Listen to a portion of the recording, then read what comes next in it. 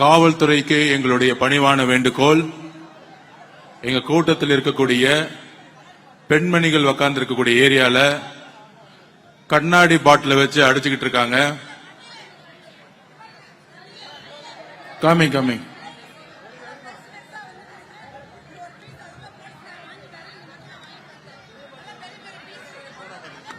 Soda bottle கண்ணாடி பாட்டில வச்சு அடிச்சுக்கிட்டு இருக்காங்க.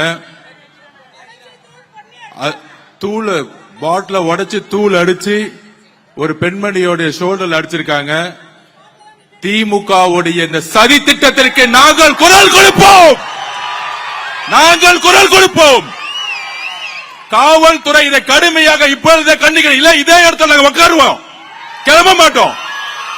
இன்னும் அராஜகம் நடந்துகிட்டு இருக்கு. கண்ணாடி பாட்டில் வச்சு அடிக்கிறதா ஜனநாயகமா?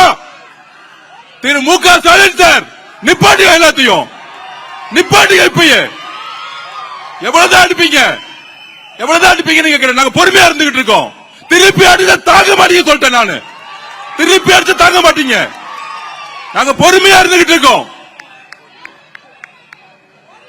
திமுக திருப்பி கேட்டுக்கிறேன், காவல்துறை எங்களுடைய பெண்கள் மீது கை வைத்தால் நாங்க சும்மா இருக்க மாட்டோம்.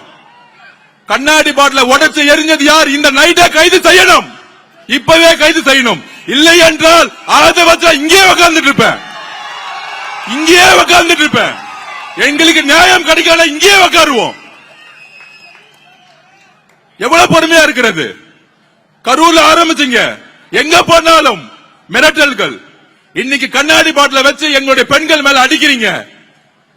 இதுக்கு பதில் சொல்லவில்லை என்றால், இதுக்கு தீர்வில்லை என்றால் நாங்கள் கைது செய்தாலும் நாங்க இங்கதான் உட்கார போறோம். இப்ப நம்ம உட்காருவோம், இங்கே உட்காருவோம்.